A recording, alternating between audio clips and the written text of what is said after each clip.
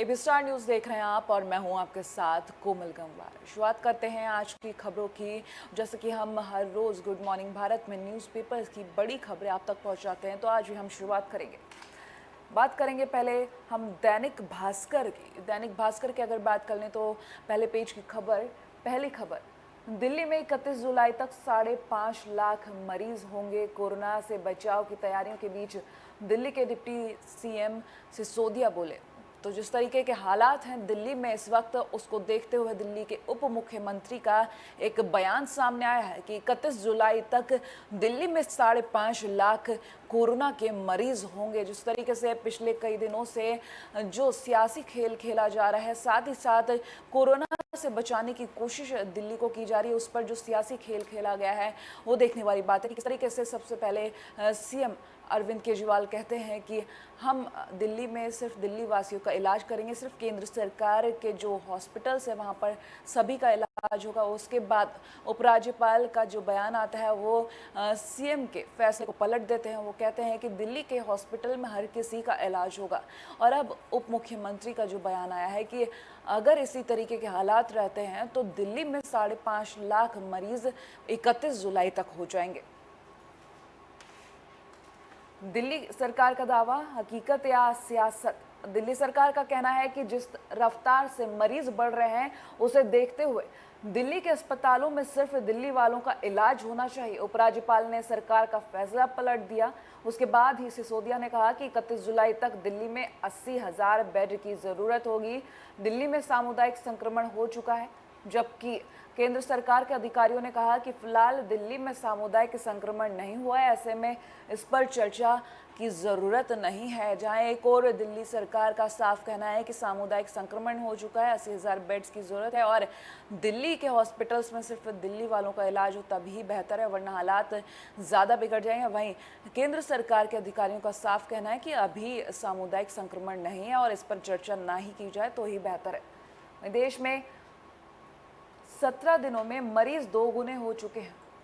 ज़्यादा मरीजों वाले राज्यों की अगर बात की जाए तो दिल्ली, तमिलनाडु, महाराष्ट्र, राजस्थान, गुजरात, ये राज्य ऐसे हैं जहां रोज़ तेज़ी से मरीजों की संख्या बढ़ रही है। अगर महाराष्ट्र की बात कर लें तो 88,528 लोग संक्रमित हैं इस वक्त महाराष्ट्र में। दिल्ली की बात कर लें, महाराष्ट्र के बाद तमिलनाडु और दिल्ली में आंकड़ा काफ़ी तेज़ी से बढ़ रहा है। तमिलनाडु की बात करें तो 31,667, दिल्ली में 29,943 लोग संक्रमित हैं। राजस्थान और गुजरात की बात कर ली जाए तो गुजरात में 20,000 से ज़्यादा आंकड़ा है और राजस्थान की बात कर लें तो 10,000 से ज़्यादा आंकड़ा ये पहुंच चुका है। लेकिन दोगुने हो रहे हैं जिस तरीके से आंकड़े, वो देखने वाली बात है कि किस तरीके से सरकार ने जब कोशिश की, लॉकडाउन भी लगाया, लोगों को घरों में रहने की हिदायत भी दी और लोग रहे भी, लेकिन बावजूद उसके कोरोना का संक्रमण फैलने से नहीं रोक सके। और साथ ही साथ जिस तरीके से अब जिस तेज़ रफ्तार से कोरोना मरीजों की संख्या बढ़ रही है, ये बेहद चिंताजनक है, क्योंकि अकेले अगर दिल्ली में 5.5 लाख मरीज होते हैं तो ये सोचिए कि पूरे भारत में कितने मरीज होंगे। बात करते हैं अगली खबर की। आतंकियों की मदद करने वाले डीएसपी देवेंद्र ने मांगी जमानत। जम्मू कश्मीर में निलंबित डीएसपी ने जमानत मांगी है और उन्होंने जमानत के लिए अर्जी लगाई है।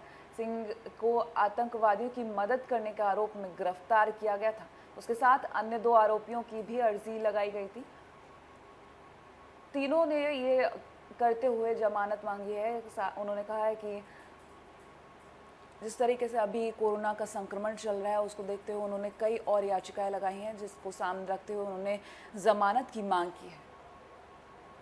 वहीं भारत चीन सीमा से तनाव खत्म होने के संकेत। पूर्वी लद्दाख में 3 जगहों पर भारत चीन की सीमाएं जो है वहाँ पर सेनाएं पीछे हट चुकी हैं। जिस तरीके से पिछले दिनों से खबर आ रही थी कि भारत चीन की सेनाएं बॉर्डर से पीछे हट चुकी हैं और शांति का एक वातावरण वहां पर दिख रहा है, सब कुछ शांत सा दिख रहा है, लेकिन फिर भी सरकार की तरफ से अभी भी अलर्ट जारी है। बात कर लेते हैं अब नवभारत टाइम्स के पहले पेज की, क्योंकि जिस तरीके से अगर हम दैनिक भास्कर की बात करें तो उसके फ्रंट पेज पर जो उप मुख्यमंत्री, दिल्ली के उप मुख्यमंत्री का फैसला है, उन्होंने जो बयान दिया उस तरीके का जो पहली खबर है। और अब हम बात करें अगर नवभारत टाइम्स की, तो इस पर भी सबसे पहली खबर यही है कि केस बढ़े तो बेड का क्या होगा, सरकार वर्सेस एलजी। मीटिंग में डिप्टी सीएम ने जताई चिंता, दूसरे राज्यों के मरीजों के लिए दिल्ली के अस्पतालों के दरवाजे बंद करने पर एलजी और दिल्ली सरकार के बीच खींचतान का असर मंगलवार को दिल्ली आपदा प्रबंधन अथॉरिटी की बैठक में दिखा। सीएम का कोरोना टेस्ट नेगेटिव। बता दें कि दिल्ली के सीएम अरविंद केजरीवाल ने खुद को क्वारंटीन कर लिया था। उनके गले में खराश और हल्का सा बुखार की शिकायत थी, जिसकी वजह से उन्होंने खुद को होम क्वारंटीन किया था और कोरोना टेस्ट करवाया था, जिनकी रिपोर्ट नेगेटिव आई है। वहीं दोबारा सील होंगे Delhi Haryana border.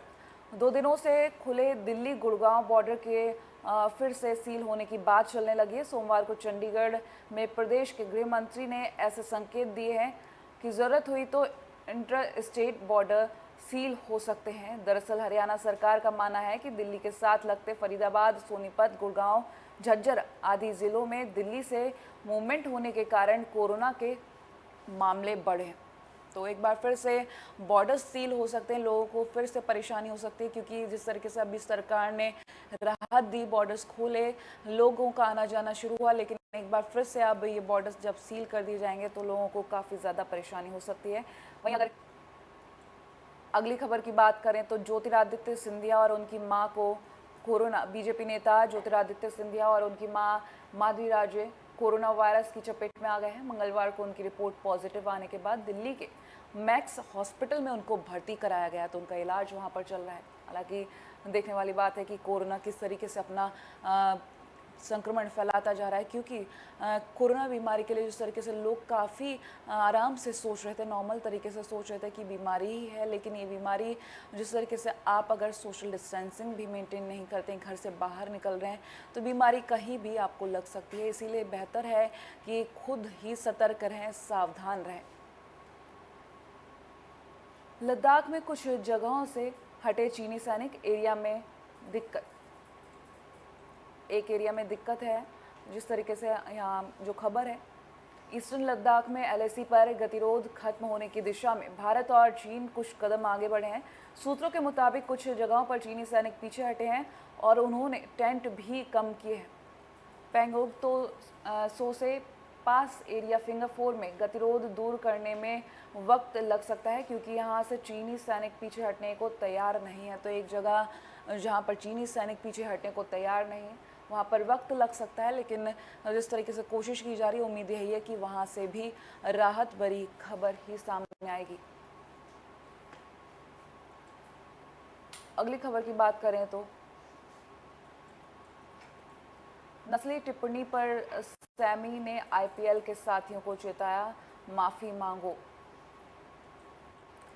Cricketer Darren Sami ने आईपीएल की सनराइजर्स हैदराबाद टीम के कुछ साथियों पर नस्लवाद के गंभीर आरोप लगाने के बाद अब उनसे माफ़ी मांगने के लिए कहा है। वेस्ट इंडीज़ क्रिकेट टीम के पूर्व कप्तान सैमी ने कहा था, 2014 में आईपीएल में जब मैं सनराइजर्स की तरफ से खेलता था तो ड्रेसिंग रूम में कुछ लोग मुझे अपशब्द कह रहे थे। उन्होंने उस शब्द से पुकारा था जो अपमानजनक था। तो इसके लिए उन्होंने एक वीडियो भी शेयर किया है इंस्टाग्राम पर। सैमी ने कहा है कि मैं वीडियो से उन सभी को संदेश देना चाहता हूं जो मुझ पर नस्ली टिप्पणी करते हैं। वहीं अलग धर्म के कारण घर न देना भी नस्लवाद पर दुनिया भर में चल रही बहस के बीच पूर्व भारतीय तेज गेंदबाज इरफान पठान ने कहा कि ये सिर्फ त्वचा के रंग तक सीमित नहीं है। अलग धर्म या आस्था के कारण अगर आपको किसी सोसाइटी में घर नहीं मिलता तो ये भी एक नस्लवाद ही है। तो एक तरीके से जहाँ नस्लवाद की जो बातें आ रही हैं, उस तरीके से जो खबर है, क्रिकेटर डेरिन सैमी और इरफान पठान का जो कॉलम है वो हमने आपको बताया कि किस तरीके से डेरिन सैमी ने माफ़ी मांगने की मांग की है। जो भी 2014 में हुआ था उसको लेकर उन्होंने साफ कहा है कि माफ़ी मांगी जाए। बात कर लेते हैं अब अगले पेज की खबर की। 75% ग्राहक विदेशी, अभी बंद रहेंगी जनपद की दुकानें। तो जनपद की दुकानें अभी भी बंद रहेंगी। अनलॉक 1.0 के तहत भले ही दिल्ली के तमाम बाजार, दुकान, मॉल्स, रेस्टोरेंट्स, धार्मिक स्थलों को खोलने की इजाज़त मिल गई हो, लेकिन इसके बावजूद कुछ मार्केट अभी भी अलग अलग कारणों से नहीं खुलेंगे, जिसमें जनपद का नाम भी शामिल है। इनमें से दिल्ली का मशहूर जनपद मार्केट है, जो देश दुनिया से लोग यहाँ पर घूमने आते हैं, क्योंकि 75% लोग विदेशी हैं, जिस कारण यहाँ पर ये मार्केट अभी नहीं खोला जाएगा ताकि कोरोना का संक्रमण ना फैले, जिस वजह से यहाँ की दुकानें सभी बंद रहेंगी।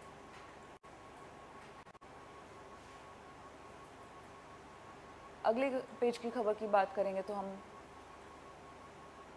टालनी होगी सर्जरी, स्टेडियम बैंक्वेट हॉल में बनेंगे बेड।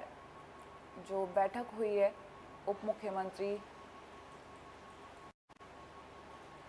एलजी ने नहीं बदला अपना फैसला। 31 जुलाई तक दिल्ली में 5.5 लाख मरीज होने की आशंका।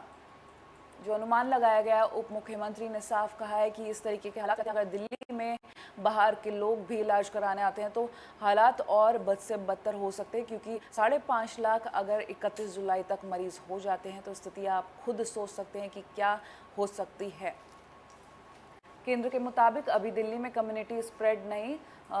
मनीष सिसोदिया का साफ कहना है। प्रबंधन अथॉरिटी की बैठक में दिल्ली में कम्युनिटी स्प्रेड की बात भी उठी। जिस तरह से दिल्ली में लगातार कोरोना के मामले बढ़ रहे हैं, उसको देखते हुए कम्युनिटी ट्रांसमिशन के खतरे का मुद्दा भी उठाया गया। दिल्ली के स्वास्थ्य मंत्री सत्येंद्र जैन ने कहा कि दिल्ली में बहुत सारे मामले ऐसे हैं जिनके संपर्क का पता नहीं लग रहा। हालांकि बैठक में मौजूद केंद्र सरकार के अधिकारी ने साफ कहा कि फिलहाल ऐसा आंकड़ा नहीं है जिससे कहा जाए कि दिल्ली में कम्युनिटी स्प्रेड हो गया है। दिल्ली में बाहर के कितने लोग आते हैं इलाज करवाने, आपको बता दें स्वास्थ्य मंत्री सत्येंद्र जैन ने बताया कि दिल्ली के अंदर प्राइवेट अस्पतालों में 50% लोग बाहर से इलाज के लिए आते हैं और दिल्ली के बड़े सरकारी अस्पतालों में 70% लोग बाहर के होते हैं। इस तरीके से एक आंकड़ा बताया गया है कि कितने लोग बाहर के होते हैं। 70% लोग बाहर से इलाज कराने आते हैं। अब जब लॉकडाउन था तो उस समय दिल्ली के सभी अस्पताल प्राइवेट और सरकारी मिलाकर, जिसमें 10% से भी कम लोग बाहर के थे। बहुत सारी प्लान सर्जरी लॉकडाउन के दौरान 2 महीने के लिए स्थगित हुई थी, लेकिन फिर भी डर है कि अगर बाहर के लोगों का इलाज किया जाएगा तो दिल्ली की स्थिति ज़्यादा खराब हो जाएगी, जिसको देखते हुए उप मुख्यमंत्री ने चिंता जताई है। अगली खबर की बात करेंगे तो बीजेपी ने एलजी से स्वास्थ्य सेवाओं में सुधार की अपील की है।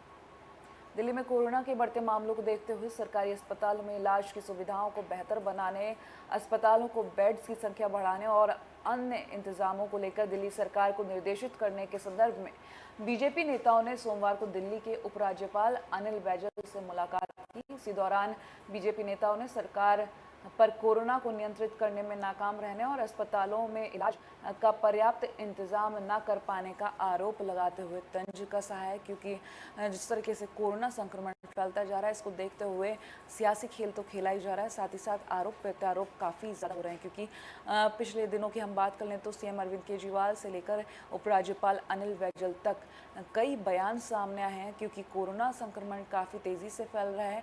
दिल्ली के सीएम उस हिसाब से फैसले ले रहे हैं, लेकिन वहीं उपराज्यपाल ने उनके फैसले को पलटते हुए जो ये फैसला रखा है, बयान रखा है, वो उससे कुछ नाखुश दिखे थे दिल्ली के सीएम अरविंद केजरीवाल। और उन्होंने कहा कि शायद भगवान यही चाहते हैं कि हम देशवासियों की सेवा करें और सभी का इलाज यहाँ पर हो। तो इस तरीके की बात उन्होंने जब कही थी तो ये बयान भी काफ़ी ज़्यादा सामने आया था।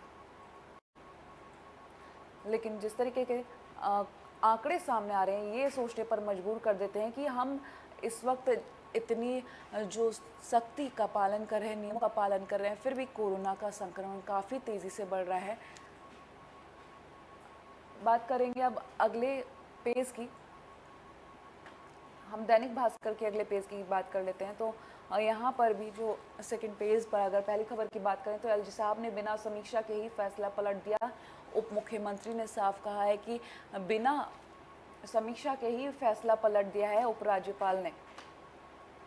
आरोप प्रत्यारोप तो हम आए दिन देखते हैं। वहीं दिल्ली में 9 सरकारी, 74 निजी कोविड अस्पताल और 8,575 बेड, अब सिर्फ 4,162 बेड ही खाली हैं, लेकिन मरीजों की संख्या काफ़ी ज़्यादा है। इसको लेकर काफ़ी चिंता बढ़ चुकी है, क्योंकि सारे मरीज, अगर देखा जाए, ज़्यादातर मरीज दिल्ली में इलाज कराने जाते हैं। हालांकि अन्य राज्यों में हॉस्पिटल्स ज़रूर हैं, लेकिन जो हॉस्पिटैलिटी दिल्ली के हॉस्पिटल्स मिलती है, जो इलाज वहाँ मिलता है, लोग वहाँ अपने राज्य से चलकर दिल्ली पहुँचते हैं, लेकिन वहाँ भी अब अगर इलाज नहीं होगा जिस तरीके से दिल्ली की स्थिति है, क्योंकि वहाँ पर बेड्स खाली नहीं है, तो मरीज़ कहाँ जाएगा? क्योंकि मरीज़ आए दिन बढ़ते जा रहे हैं, हालात काफ़ी ज़्यादा ख़राब होते जा रहे हैं। क्योंकि अगर कोरोना संक्रमण की दृष्टि से देखा जाए तो भारत 5वें नंबर पे पहुंच चुका है। चीन से ज़्यादा ख़राब स्थिति हो चुकी है भारत की। अगर मौत के आंकड़ों की बात की जाए तो कुछ दिन पहले ही ये खबर सामने आई थी, जिस तरीके से हमने आपको पहले भी बताया था कि भारत में मौत के आंकड़ों के अनुसार चीन से आगे भारत अब पहुँच चुका है। तो स्थिति काफ़ी ज़्यादा बिगड़ चुकी है, लेकिन स्थिति पे काबू पाने की कोशिश की जा रही है। लेकिन पहले ही कहा जा चुका है कि जून और जुलाई में ये कोरोना संक्रमण अपने चरम पर होगा, इसीलिए लोगों को सख्त हिदायत दी गई थी कि वो अपने अपने घरों में रहें, सोशल डिस्टेंसिंग मेंटेन करें और साथ ही साथ मास्क, सैनिटाइज़र का ज़रूर यूज़ करें। क्योंकि अगर आप खुद सावधानी बरतते हैं, इतने में तो लोग भी समझ गए हैं, इसीलिए वो खुद अब घरों में रहते हैं और सावधानी बरतते हैं। लेकिन जो लोग बाहर निकल रहे हैं वो इन नियमों का पालन ज़रूर करें। इसी के साथ गुड मॉर्निंग भारत में आज के लिए इतना ही। देश और दुनिया की तमाम बड़ी खबरों के लिए देखते रहिए AB स्टार न्यूज़।